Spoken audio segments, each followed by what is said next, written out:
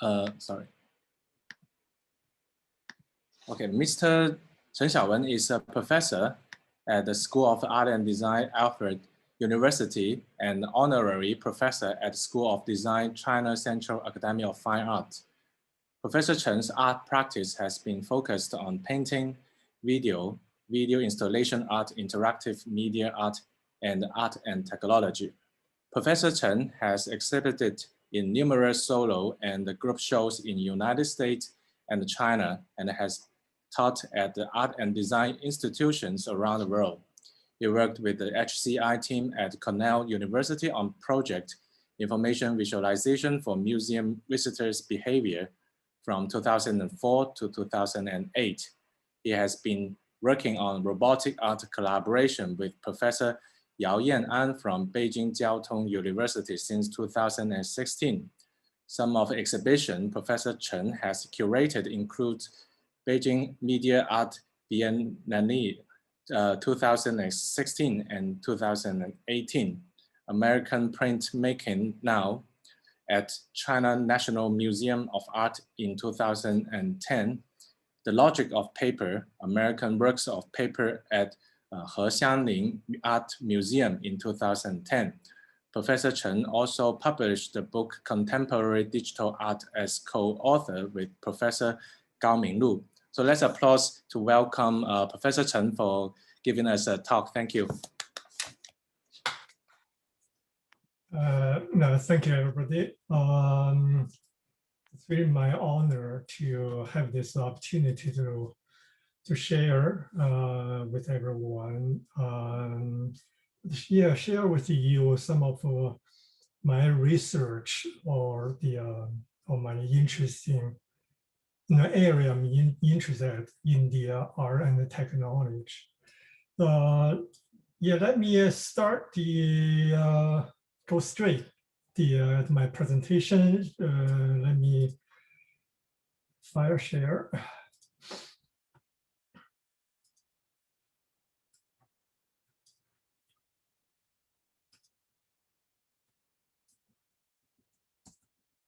So, okay, here's the beginning. Starting, I think the 2015 or 16, I've been working at as honorary professor at the Central Academy of Fine Arts in the School of Design for longer than 10 years. But starting at 2016, I was specifically working on the developing the new program, art and technology. This is the undergrad degree program, but also I also have a grad and PhD students in art and technology. So been thinking a lot about what is the technology, what is art, and what's the way I found the interest to bring two things together. Of course, we don't want to just treat technology as just a tool. Mostly, we like to see how we can think about technology as another art or philosophy. So if you could go to the dictionary, the technology actually from a great roots is art and skill. So in the sense, the technology was considered to be art or craft, so to speak. So from that starting point, I've been thinking about, really, if we talk about art and technology, in fact, we're talking about art and another kind of art. So that's why I want to start this talk. So bring some connections, the artists and scientists. I think we all have one thing in common. We all wonder, we all wonder things we don't know, or we know but we don't like. We wonder if there's another way, or there's something else. So in a sense, there are no artists, no engineers, scientists. We are all artists. We all have an artistic nature. But of course, we are asking questions differently. Artists ask questions, and scientists often the question to them is a hypothesis. Then the artists use sketch or diagram, and scientists most of the time use an equation. That brings us to what the idea of creativity. So if we talk about the artists and the scientists are all artists, so we're actually talking about a different kind of creativity. So the Margaret Bowden, who teaches, I don't remember what university in Great Britain. In one of her book, a number of her book, he defined the creativity as kind of three forms of creativity. One is exploring, which is 90% time, 90% of creativity we work with, or our students work with. It's kind of explore something is there. No, we expand. Like another kind of creativity, combine things we know, but seemingly they don't relate. Let's see, music with cosmology, art with like robots. That's what I would do. So we bring things not necessarily connect. We bring them together and see what can come out of it. And often to very surprising. And the other kind is transforming. Transforming is kind of a harder part. It's harder. It's once in a while. I have not been lucky enough to be able to transform anything. It only can go as far as to combine things don't relate. So that's what I do now on an everyday basis. So today, let's start with as the title of the talk is diagram, score, equation. Score is a kind of music term instead of music sheets. Contemporary musician using idea of score. Some of score is a graphic score, which I will show you. So really let's start with some kind of story, and some of the story you already know. So here we come up with like a three thing here: diagram, score, and the equation. Now we know the equation, Einstein relativity. We probably don't know Bergson, Henry Bergson's diagram, talking about virtual, talking about memory. Bergson was a philosopher, was the Nobel Prize recipient, a French philosopher. In the middle one is John Case. Many of us today probably know his work. That's his score, a graphic score, for one of his best known piece, 4 minutes 33 seconds. So we probably know that very famous piece, but this is the score. I mean, the graphic score for that piece. Oh, I'm sorry. Let me back up. This is a score, but not for that piece. It's score for the different piece called Water Walk. So we'll have more detailed information. So they both know the kind of way of philosophy. They all kind of almost like the gesture of thinking or mark of thinking, whether philosophical thinking or the artistic, poetic thinking, or scientific investigation. So here we go now. We have Bergson, Einstein, Picasso. I'd like to start with the three of them. But in some way, they kind of relate to each other in one way or the other. So because they all they relate in the sense, they all has to do their work has to do with the time and the space, but defined differently, slightly or totally differently. The Einstein, the Bergson, Bergson, as I said before, is the philosopher. He, the diagram on the right is like a upside down cone. So that's one story. 1922, Einstein and Bergson actually met. So those were both very famous. Bergson is best known. Bergson is much more famous in a sense than Einstein at that time. Of course, he was older than Einstein. Everybody can in France, in Europe, know him for his idea of time and space in philosophical term. Einstein was invited to talk about his relativity, so he got to meet with Bergson, and they had a brief conversation. There's a book. No, I didn't invent that. I got the story from that book. You can find the book on bookstore or the online. They had a fight in a sense, and they had a fight. I mean, argument. Bergson was trying to be polite enough, but he has to make clear that the scientists know the idea of time is different.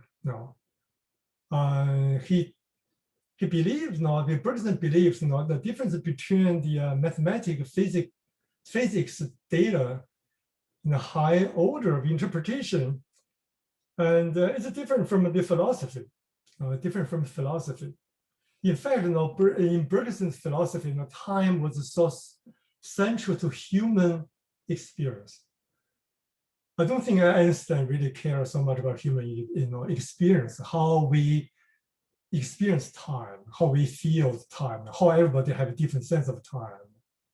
Now he, of course, have to prove time and space in his way to find fundamental law which can explain everything in the universe.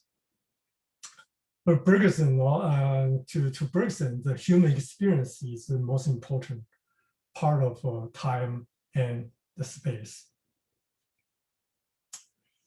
Then if we go down more specifically talking about Bergson is like an upside down cone.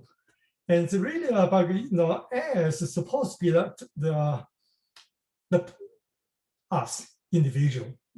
We are present at that point, but we the A to B different layer of A and B is a past experience, something in the past.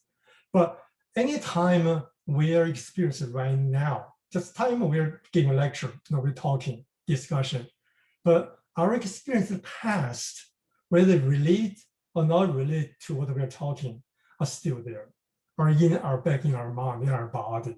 So that considered to be a virtual part of that. So our experience constantly mixed with the present, actual, and the virtual, which is the past, but all different layers. And all the layer, they're not individual separate element. There's a whole together mixed with our present. That's what he was talking about, the time right now. And in fact, Bergson doesn't really believe there's a so-called past and present. He really emphasized duration. Duration is right now. Now is a mix of the past and the future. So now we come across now we are facing the Picasso's most famous painting here. So Picasso's painting, of course, we know the cubist. It's not so much like, when we were in school, we were taught the cubist is the idea of you be able to see from a different angle. Well, that's what I was taught that way. But that seems like too shallow. To just, okay, what's the deal? Big deal to be able to see from a different angle. Why I have to see that? But in fact, the Einstein was really starting at that moment when he was making that piece, even a little bit before, he was into 4th dimension. Up to that point, artists only talk about 2 dimension or 3 dimension, but he was trying to talk about 4 dimension, which at the same time, Einstein was talking about 4 dimension, time and space. And so it seems to us, perhaps Picasso was influenced or no about Bergson's time, idea of time, or Einstein relativity. So that's why I put those 2 diagram and the equation up there. But in fact, he was influenced by a different equation or different diagram, which they call the 4-dimensional geometry. 4-dimensional geometry. But a very important, the philosopher is a friend of Picasso and the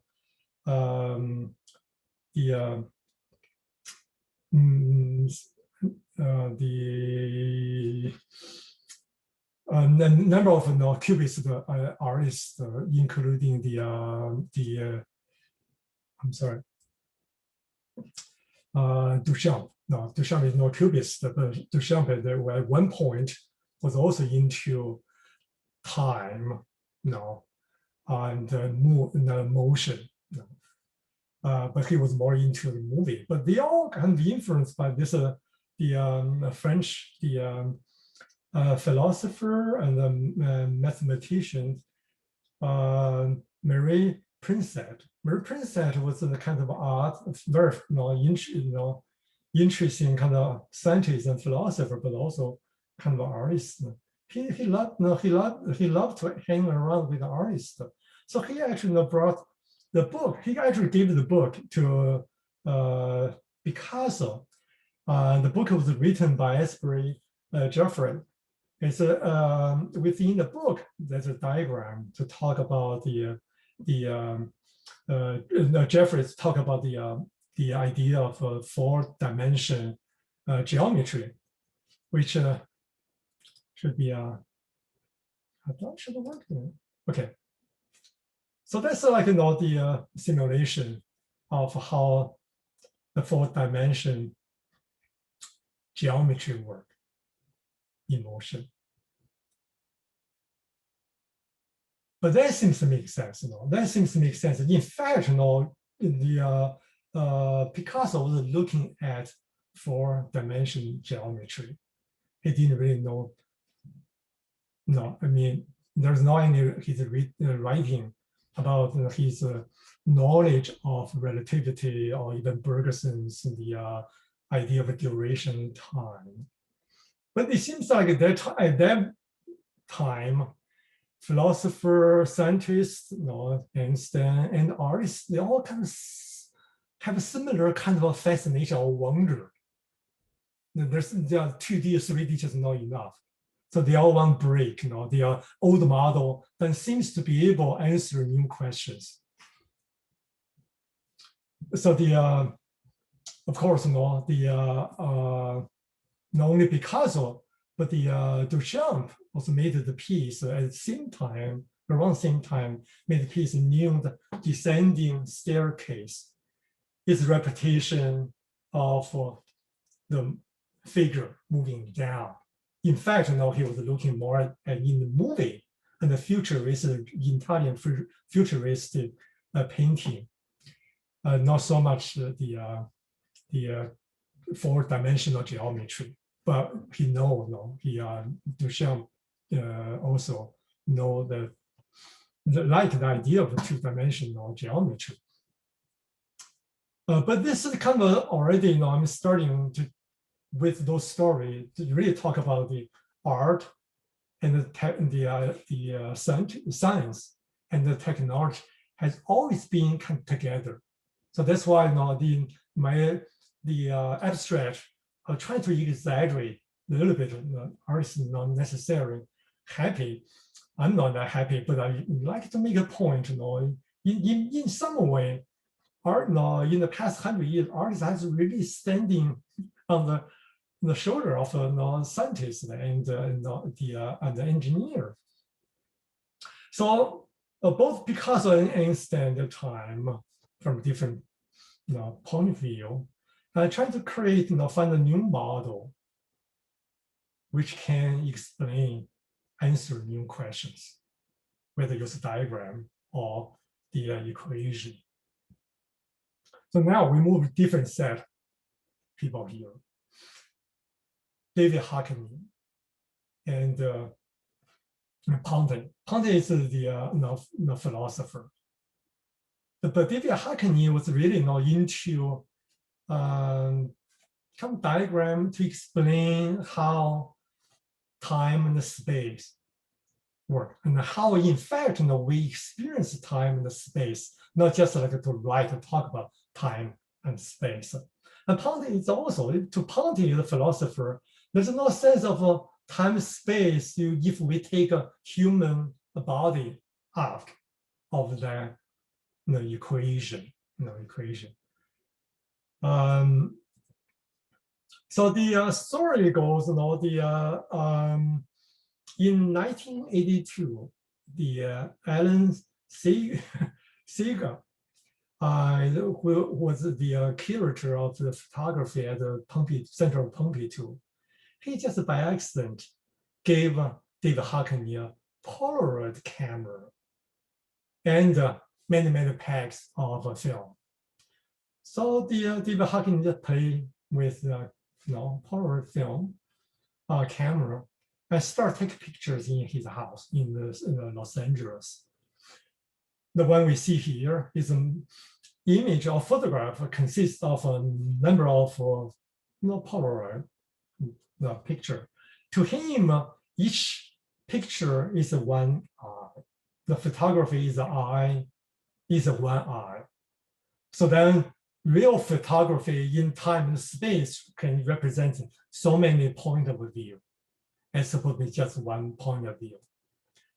So then now technology, Polaroid camera, and inspired the David Hockney and led him to explore a new territory.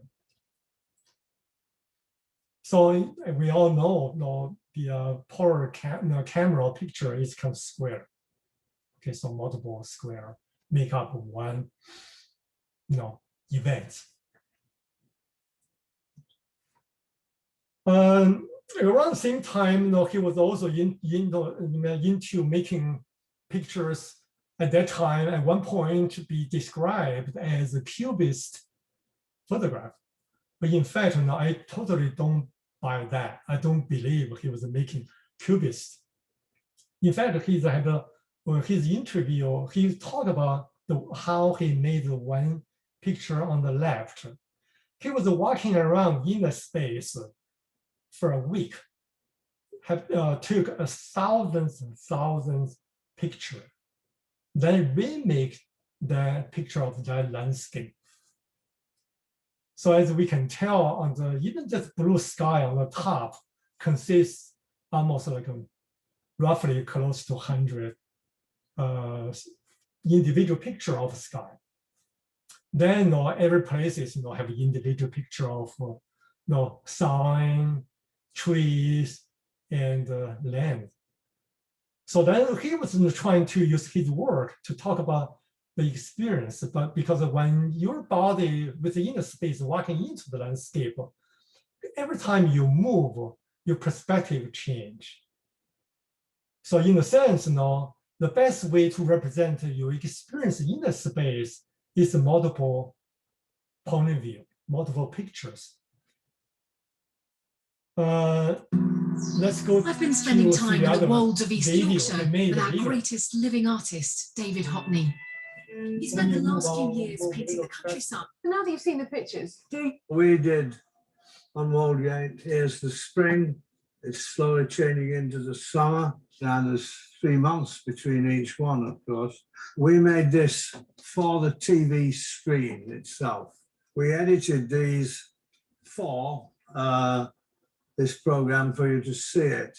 You can see incredible detail in the foreground because our cameras focus on that, focus on the middle ground, focus on the far ground, This is at about 7 o'clock in the evening, so you get with a slightly different viewpoint.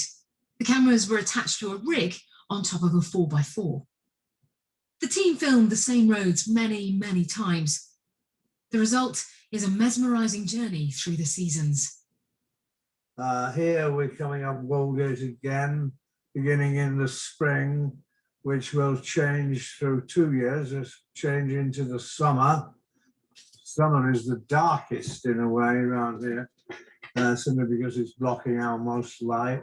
Change again back into the autumn, and slowly as we turn the corner, it changes again into the winter. And as we turn again, we'll move into the spring. So we're really getting on to the tree and still see the whole tree. With one camera, you'd have to be further back, actually. So why? So you can take multiple picture or multiple camera recorder to record the same landscape, but also different time, different season. So he's really trying to use one art piece to be able to represent so many different time, different season, and different point of view of same journey. So his diagram, he's trying to explain and the different concept of space and time in the visual art tradition.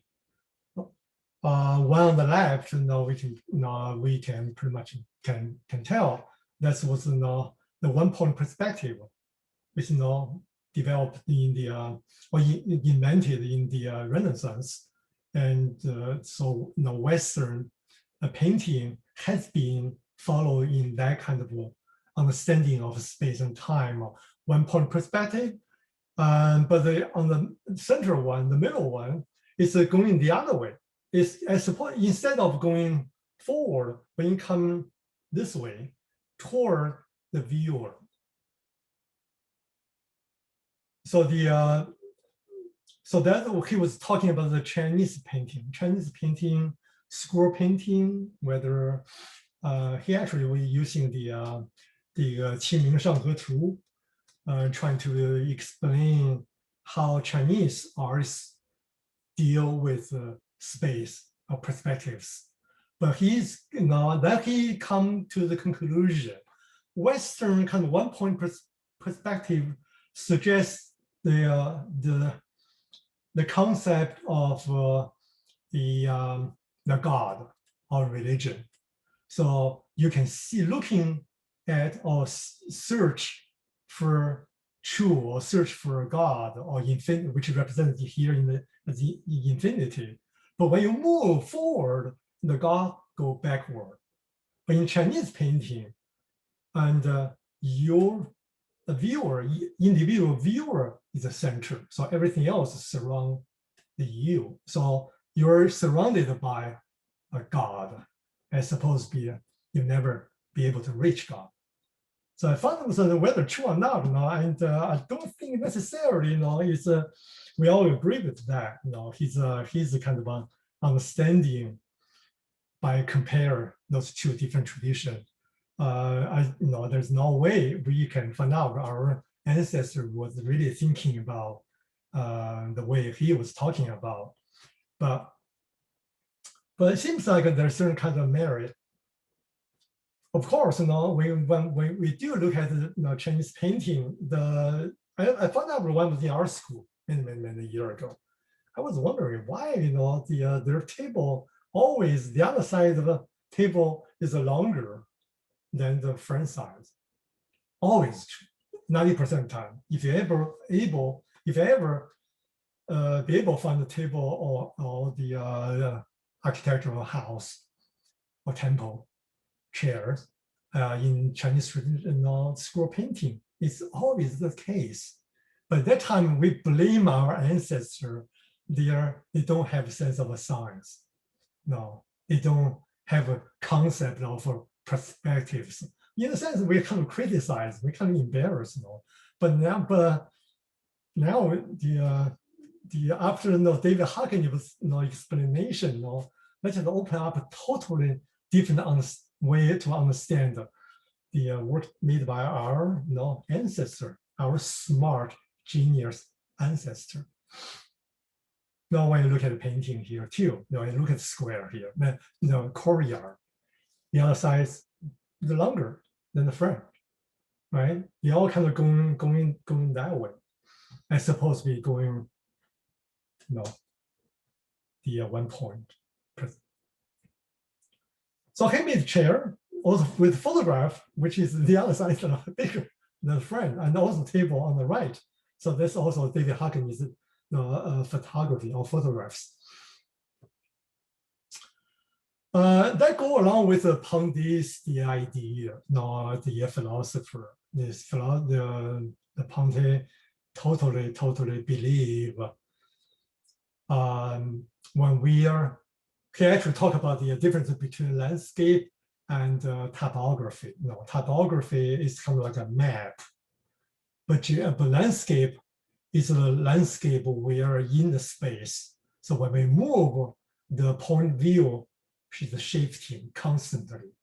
So he's emphasized not only body, but also the movement, the action. Without action, movement, or body, there's not even the point to talk about time and the space. So now we go to the other pair, which is more closer to what we have been talking about, which is, has to do with cybernetic. Now we are talking about in my programming class, we talk about cybernetic all the time. All the words being there, being around all the time. But in many ways, we really never really sit down, really talk about why cybernetic is so important. Here we have a John Cage with the most influential 20th century or 21st century, the musician, right? The artist. Then we have the winner who in his book, he brought cybernetic, art again, gave a new life to cybernetic, the term of cybernetic, even though cybernetic idea go way back to Greek, to Plato. But now we're talking the cybernetic totally different way. Ever since the winner wrote the most important book, brought that term of given new meaning, which has to do with cybernetic loop. So the you have John Cage diagram. I mean, John Cage, you can't really say John Cage was really influenced by cybernetic. But John Cage, in fact, liked the book of cybernetic when the winner. In fact, actually gave that book as gift to one important writer. So at that time, he made a piece. He made a piece in relation to cybernetic. He made a music piece where I will show you, but not necessarily follow the concept of cybernetic, which I will explain why. But this is a diagram of his score. Now I promised to talk about diagram, score, and equation. Now his diagram. He made a piece called Water Walk. It contains water, and because I walk during its performance. That figures, doesn't it? Now, also, two things I want you to notice. Over here, Mr. Cage has a tape recording machine, which will provide much of the music. John Cage and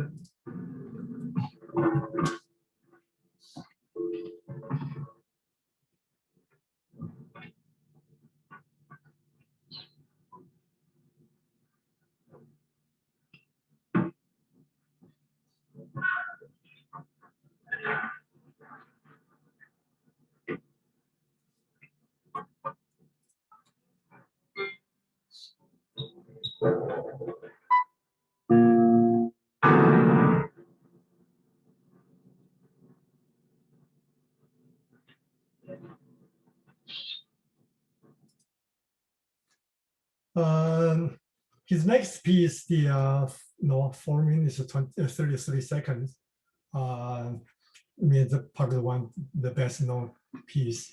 The material of music.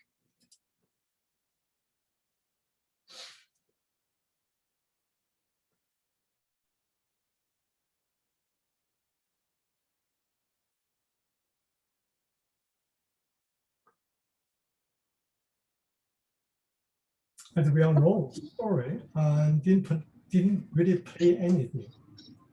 The player sits there, follows score, and finish 4 minutes 33 seconds.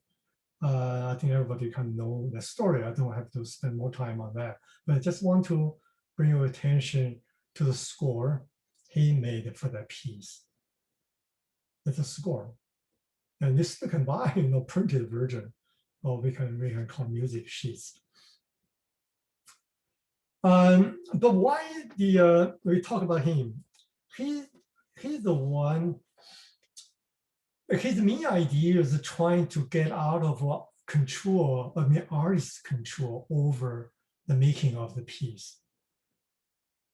So here we go now. The winners, the cybernetic, is really talk about control also, but he's talk about control in a totally different way. But the John Cage was also interested in finding a way to get control, get the artist's hand out of controlling the making of the piece. So in a sense, he actually was so convinced and happy to find out this theory, even though he didn't really follow that. But he made this piece. I can play you very quickly, and it's part of reflecting his understanding of the cybernetic.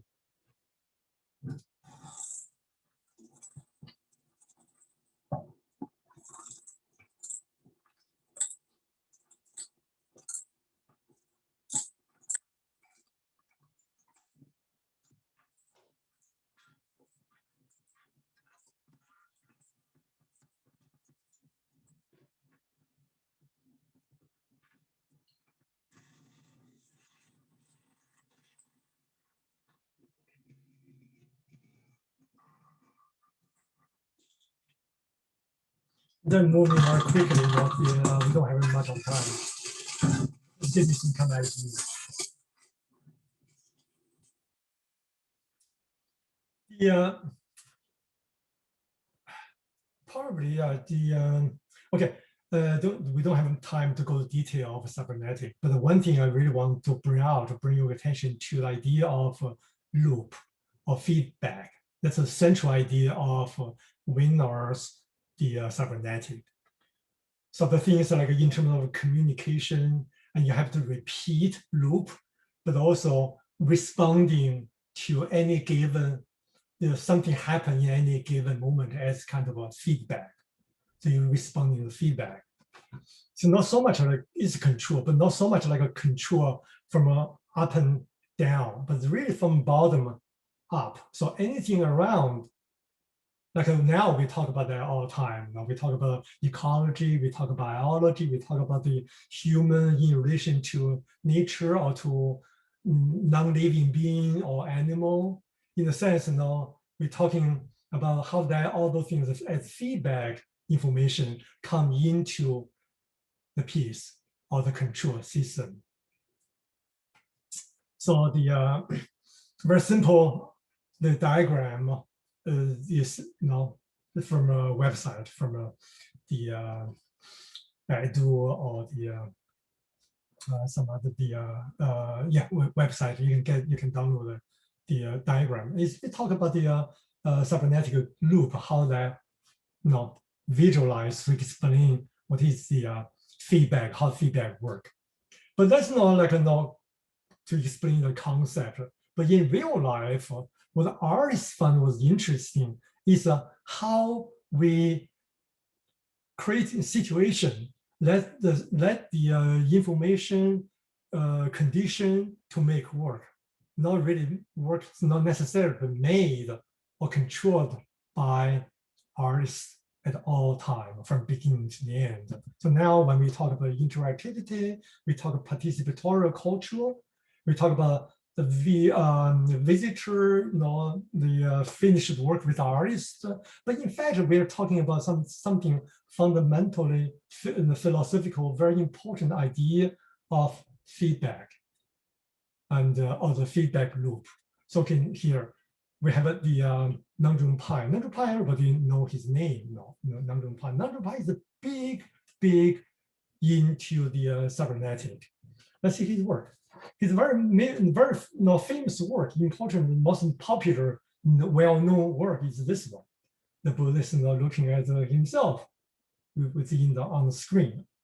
So this is a perfect kind of a loop. Perfect kind of loop. How that work? It's a loop, camera, of course, the in the video terminology is called closed feedback or loop. The closed feedback. There's not anything else. It's everything like in a circle. The camera capture the image come into through the circle and present onto the screen. So everything finish the entire loop. Art's crazy. Video artists the Nanzhong Pai is crazy about that. In fact, they declare that kind of loop feedback is a central, fundamental, important vocabulary or concept of video art. Of course, now we don't really talk about that. We don't really talk about that at CAFA in the digital media, the program. Everything just talk about, okay, use Premiere, use Final Cut to make a video. But in fact, we never really sit down to philosophically to understand what is video, what is digital media. Digital media is information looping, and influence each other, and they make themselves, not just like we make a video. Video information make themselves, whether present as a video, as a motion graphic, as interactivity, as interactive sound installation, they all information. Let me go to a little faster. Closed feedback loop. I use red color to highlight. That's central, most important concept for Nanzhong Pai, and it still should be very important for all of us who work with digital media. So closed feedback and Nanzhong Pai is the play with it. Okay. So what is successful? What is not successful? My student work. So this is kind of like a feedback loop, but not quite. It's a wearable, the AI piece.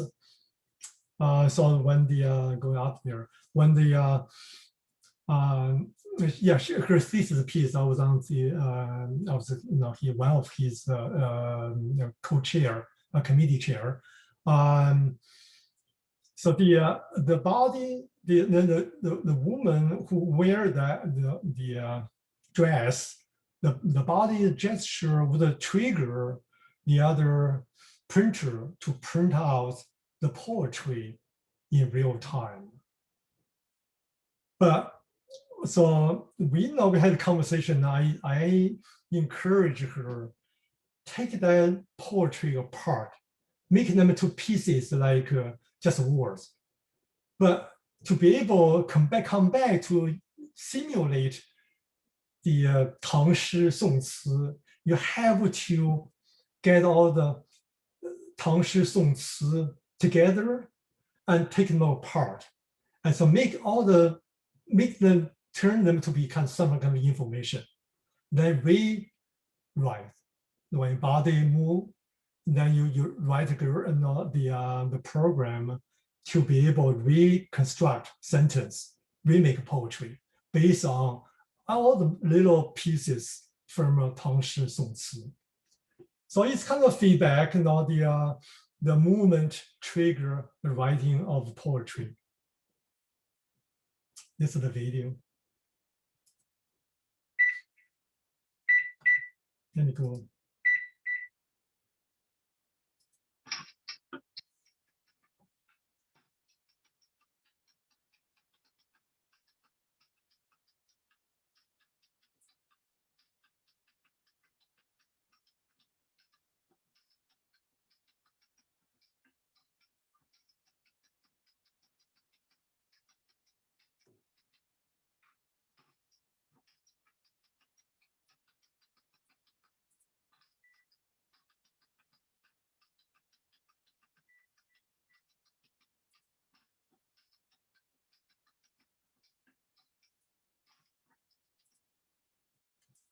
So this is like a cybernetic piece, yes, in some way, but also not quite. It is looping in such way, but not really circle like a 3 back and forth. It's a one way, not like both way, right? So one way, as we all kind of know, when we kind of artists play with Arduino, one way something, movement gesture would, output some kind of information, which in this case numbers, and the number would trigger something else happen, right? So there is a one way visitor come in and their movement trigger art piece change. Also very typical, the ultrasonic, the sensor.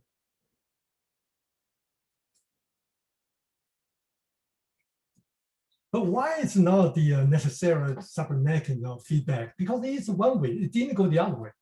So the other way, I would hope the other way can make the viewer change or responding to new information.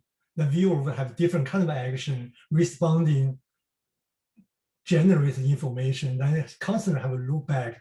So in that sense, would be so unpredictable and so rich. But the piece I made with the research group at Cornell, at that time, my first time, at that time I wasn't aware of cybernetic at all, but that's just like a research project. So here I have a group of researchers in the computer science and the Department of Communication. At that time, HCI was kind of very hot topic to do the research. It's still there, but not as popular at that time. That was like almost like 10 years ago.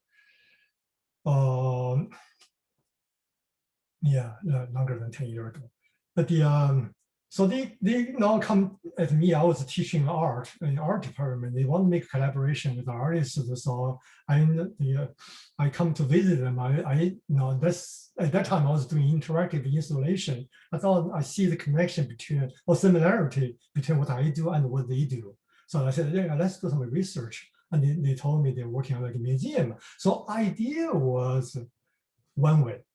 So they have a sensor to be able to gather the information where where the most popular place a visitor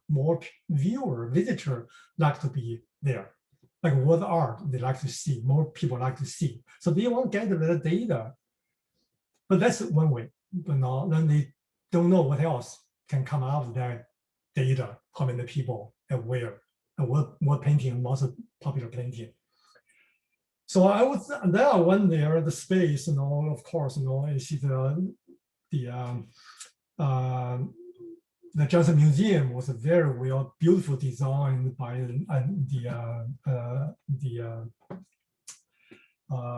what's the very important American Chinese architecture designer firm.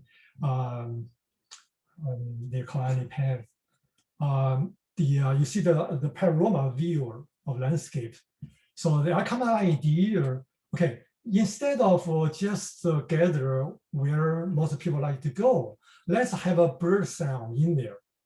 So wherever people don't go, and we have a bird sound, bird singing on the other side, they don't go. So be able to trigger, move the viewer to the place they don't go.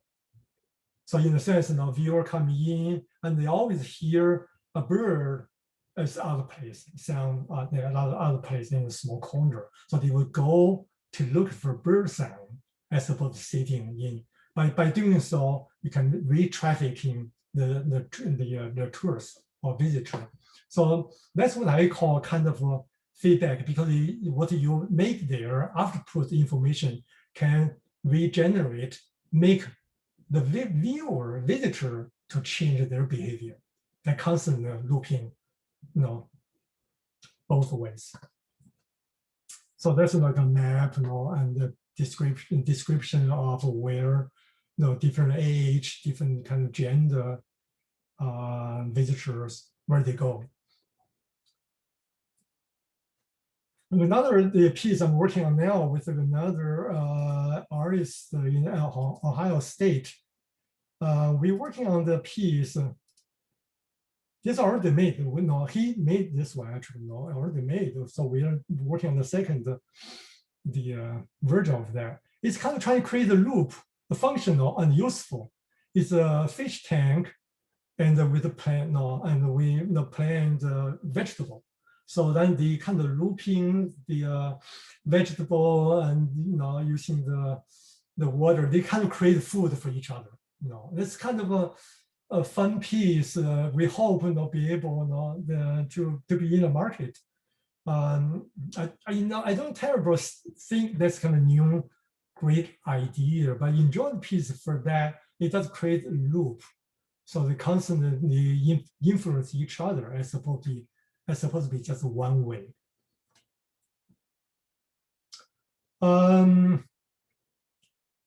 If we have some time, okay, very quickly, my piece, which has to do with diagram and my work. This is from book. Okay, this is not my diagram.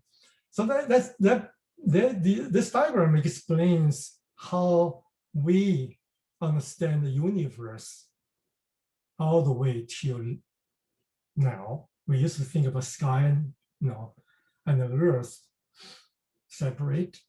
Then at one point, and we start to believe earth is the center, right? So that I don't have to go pretty much the visual clear explanation or illustration.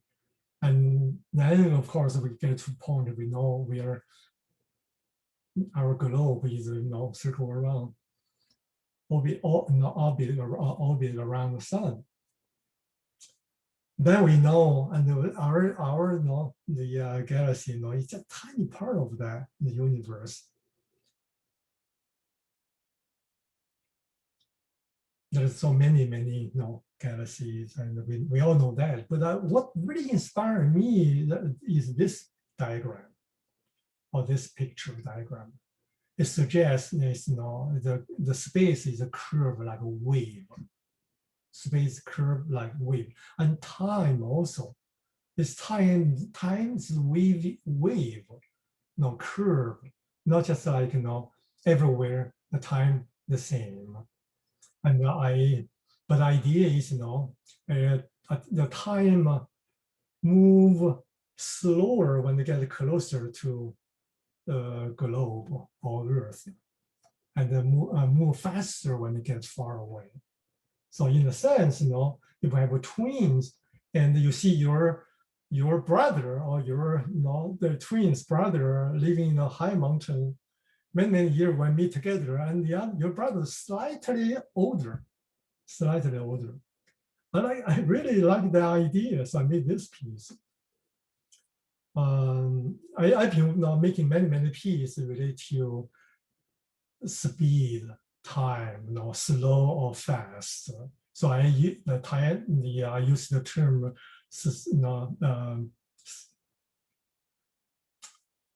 I'm sorry. Go back. Okay. I'm sorry. Suspended animation or suspended imagination. Suspended animation is Chinese, we call it 假死. Suspended animation is 假死. Just is when slow down or freeze down somebody's life, and many years later wake up, and so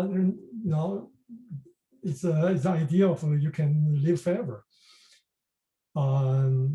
So when it slows down your body down, and you can live longer, right? So I was using a twist that term, recreating my term for myself, suspending imagination, and trying to think about it. When we slow down, and we can expand our imagination. So that's the basic idea.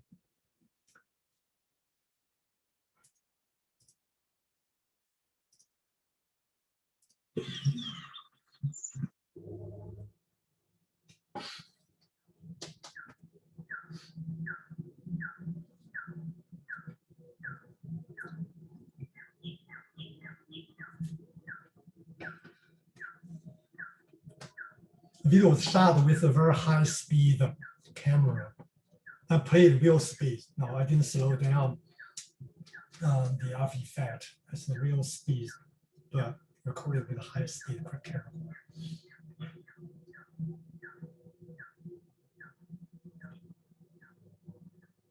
So we all know now we are moving too fast over the development of technology, the way we live too fast. Even the art, even you go to art, we go to museum, how long we spend time there, we go there, take a picture and send out to your fans. We don't really spend time, slow down to look at the world.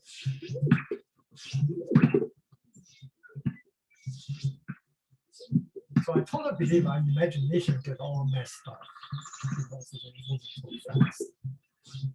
We get information, we accumulate information, but we don't wonder. We don't really wonder. We don't really ask questions. We don't write diagrams. We come up with equations. We just gather information.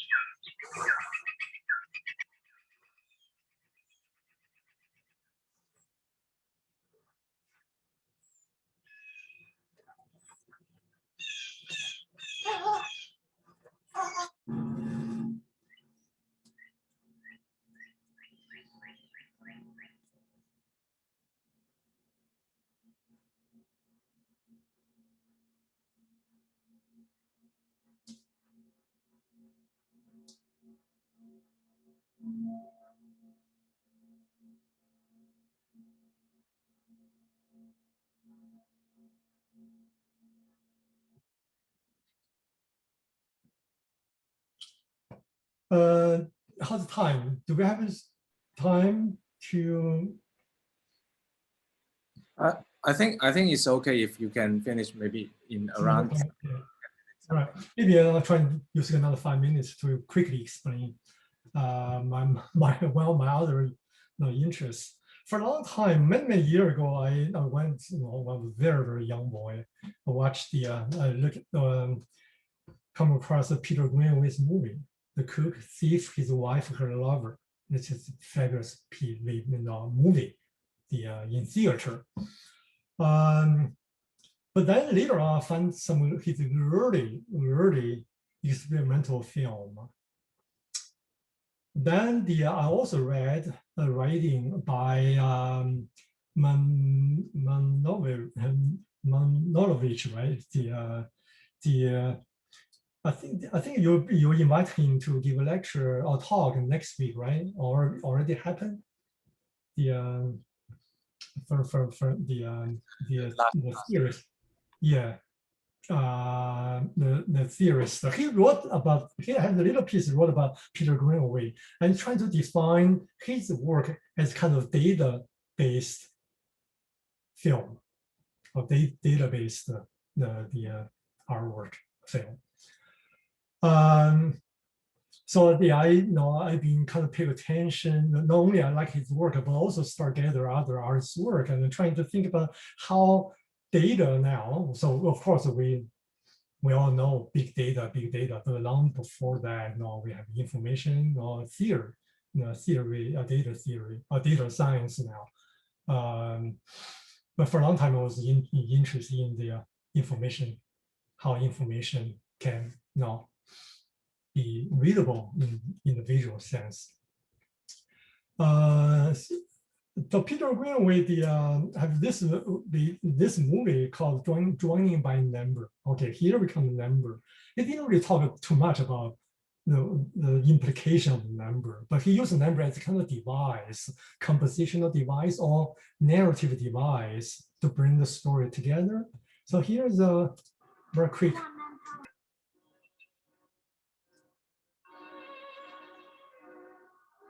What are you doing up so late? I'm counting the stars. You really know all their names? Yes, I do. How many did you count? 100. There are more than 100. I know. Why did you stop? 100 is enough. Once you've counted 100, all the other hundreds are the same. So throughout the movie, you can see the 1, 2, 3 showing up at different places, whether dead cow or the boat or the house. You see the number throughout the movie. Once you get 100, the end of the movie finish. That's a counting number. But he also had the other interesting. 26 bedrooms are organized by A, B, C, D, E, F, G. There's no need to be ashamed, but I think it's important to not make the body into a So he shoots so many footage around. Going outside of bathroom with it. I'm sorry.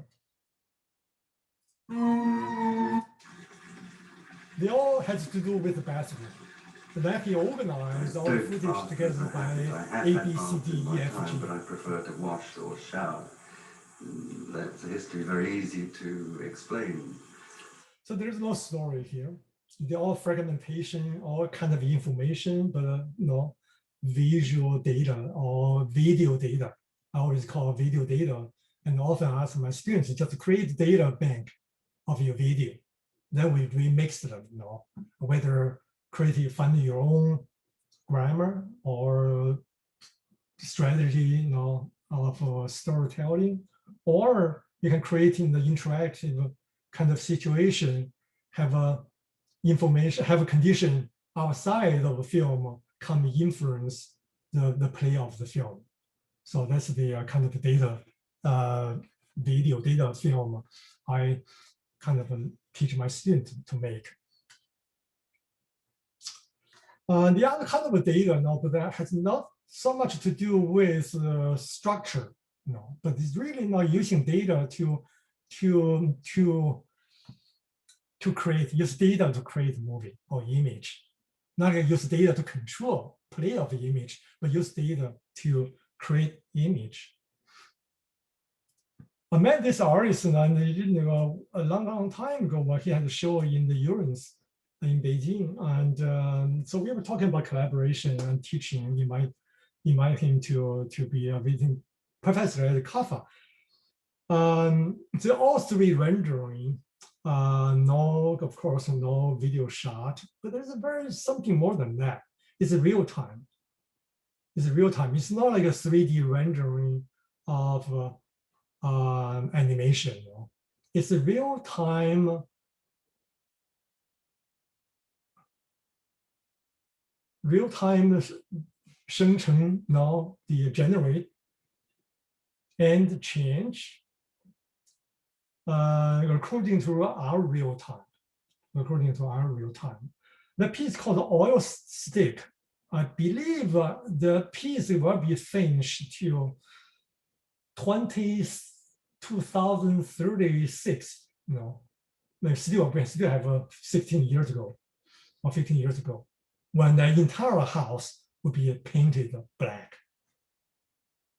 So every day the worker comes here in the morning. If we have that piece, if we bought that piece, if our museum have that piece, every day that person, when sun come out in Hong Kong, and the person come to the house to paint the house for the entire day. When we go home after our teaching, and he go home to take a break and come back next day, all the way till 2036. I don't know, but then if he's growing older now, of course he's going to be older, but too small to see. But the house will be painted total black. So that's something just so fascinating. It's not like be able to do that, but how to best use knowledge, technology, to really deal with the issue of the problem with technology. How we live with the technology. For example, like the other one. I'm sorry. This piece is this is a place in the Google storage their data. The Google, but he tried to talk to the Google to get permission. Trying to work with the Google to have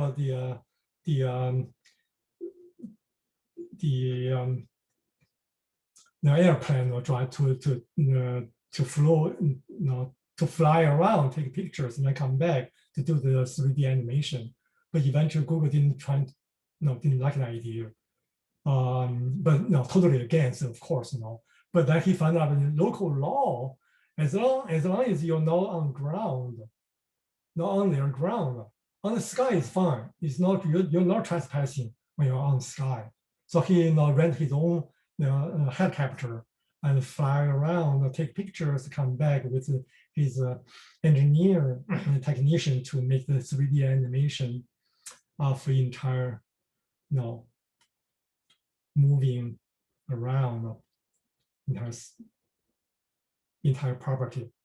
So it's really using data to work with, to deal with the issue of data storage. Let's get rid of the new piece now. I think we can stop right here now. Well, I don't want to move on, but that may take another 20 minutes to finish this piece. In fact, it's the last piece, maybe some other time. And maybe it's a good time to have questions or discussions. Okay, thank you very much, Professor Chen, for giving us this very inspiring talk. And I remember you mentioned about actually you also kind of indicate the kind of the limitation or the expected the strategy for education in art and design school about some kind of strategy in, for example, that you mentioned about the closed feedback loops. This could be the very important foundation for digital media. So something we are actually doing for our CMA foundation class. We just had some lectures by one of our faculties here, who also mentioned some artists and some theories behind that as one of our the very first courses for our students. So I think that is very good perspective, and then you presented very well for the depth for the theories as well as some examples that are created by you and your students. So I feel it's very inspiring. So let's open to let's move on to the Q&A section for anyone here. Yeah, so yeah, I have a comment. So you very interesting. You share the story, of Einstein and Bergson. You basically say Einstein is not care about human experience, but there is an anecdote about Einstein. They asked him, what about the relativity, right? He said, if you sit next to a beautiful lady, you feel time pass fast. So that one is exactly human experience, right? You use that kind of metaphor to explain the relativity. I don't know whether it's true or not, but this one is in many books, how Einstein explained his relativity.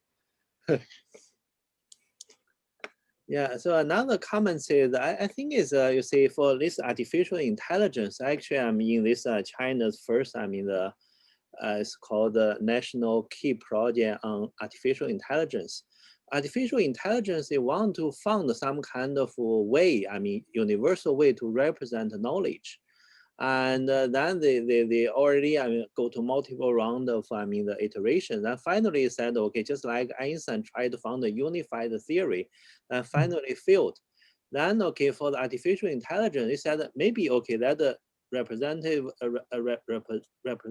of knowledge is just a data plus then deep learning framework. These two together is knowledge. Okay, whatever you learn, you feed in the data in, you come out with knowledge, that come out with that deep learning model. So what you learn, that is human knowledge. So that one is a representation of this kind of knowledge. So similarly, I think is for this art plus technology and how you can make this kind of people working together. So that is whether you have some kind of framework. So this is art and technology work together. So I'm more from the technology background. So when I talk to other people, somehow I feel is many issues from technology side. It's not that there is not a solution. It's just that now we haven't found, the cost-effective way to work with artists. And you just like, okay, we can do it, but very expensive. You just like hire some kind of engineer. They are very expensive. And just I have another professor, they actually very top computer graphics guy, published many SIGGRAPH papers. He even talked to his student, okay, And don't go to that kind of special effect company for movies. It's better you join Google, because Google, the job is more stable, the pay is higher. If you work on this kind of special effect for movies, maybe 3 years only just one, job, one movie, and may fail or may succeed. You look at this kind of a company, and they eventually, some eventually purchased by China. And the reason is really they cannot find a very stable business model. And similarly, okay, the technology challenge raised by artists, and we think we can solve it, but we need tens of $1,000 million to work on that. But we cannot find a way. Basically, is a sustainable and cost-effective way to do this. Yeah, it's very interesting what you just said.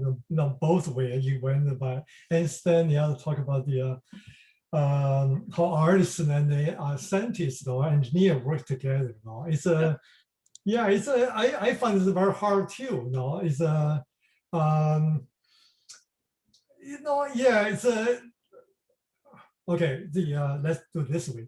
If in a small scale, at a human level, let's say if we are kids, that's fine. We can play together, we can make things together, and we not make something so out of reach. And so in a sense, when we teach at the CAFA, it's always better way to start to be hacker, to teach them using hacker as an idea of just taking apart, and we combine technology, because that's kind of playful. Everybody kind of can share, and even engineer, they like to do that too. But once we get to a kind of a more, not like a more advanced necessarily, more like an frontier, explore unknown. Yeah, it's not only expensive, but also it's hard to explain. There's one way to talk about it. Artists have equation or diagram, but very, very messy. The diagram or equation in artist's mind is so messy. So to the way we could not even explain. So that's why we say, yeah, I feel that. I feel that. I feel it's right. But in fact, with the accumulation, all the fundamental diagrams all together, that make them feel that, but they could not really try to find one equation to explain universe. They could not find the universal law. So that's why when you get a conception, but the artist and engineer, when we work together, they want you to give what you really want to do. Yeah, we cannot. So that's the hard part. And then on the other side, of course, I think it's kind of communication, but I think it's probably getting better. So then we utopianistically, so I use cybernetic in a different way, not just the technology term. I use also as kind of metaphor, and things like be aware of things around. You can pull things around together, you can make things so that once it becoming after your own territory, and we have a better communication. Once I think the collaboration between artists and technology, artists and the scientists, is a matter of communication. Money is one thing, but also is communication. So communication, of course, is through language, So the language, and you have your language, we have our language, but still, we all use the same language to a certain degree also. So it's kind of that's cybernetic in terms of communication. Thank you for your answer.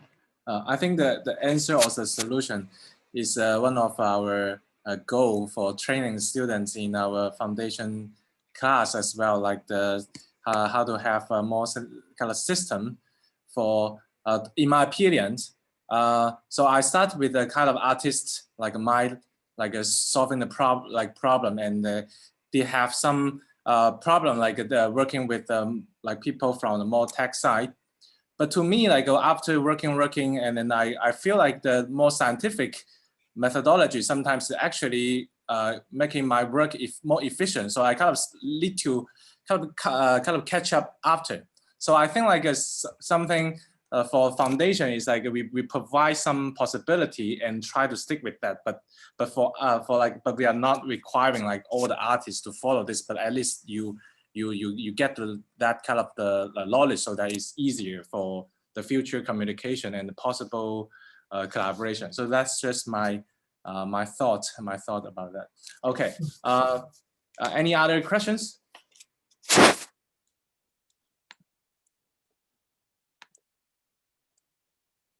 Is there any other questions? Prof Chen. Yeah. Can you hear me? Yeah.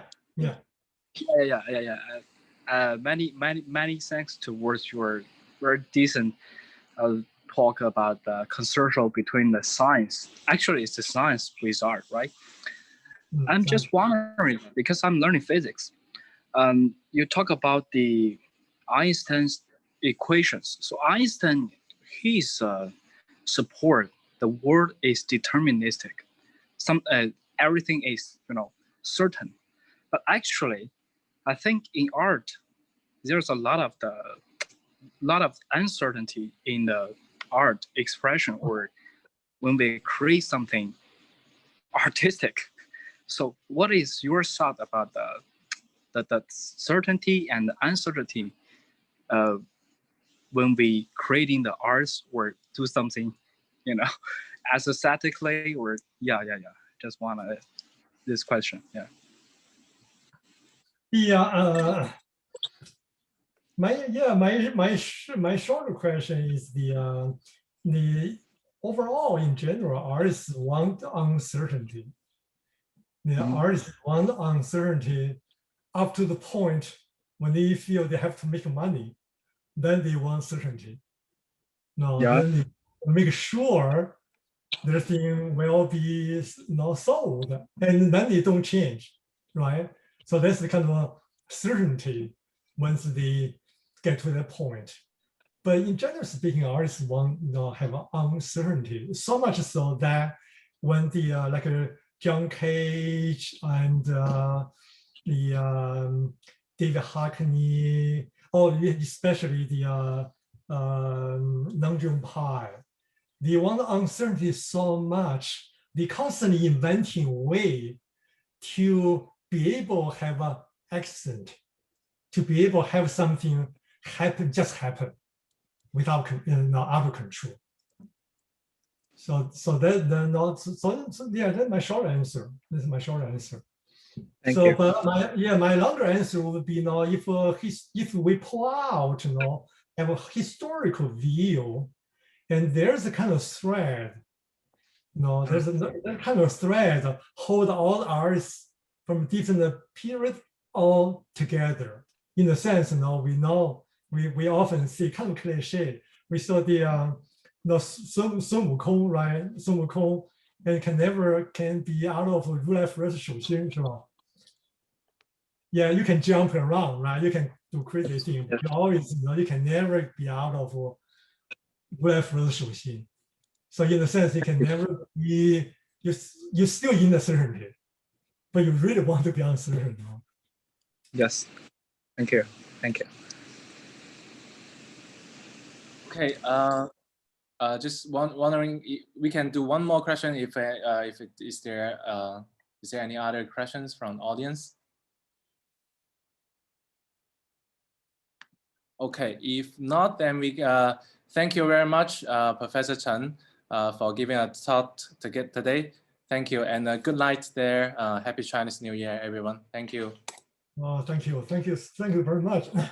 Yeah, I'd like to have a more conversation on Einstein all the time. Maybe just like personally. Yeah. Thank you. Have a good night.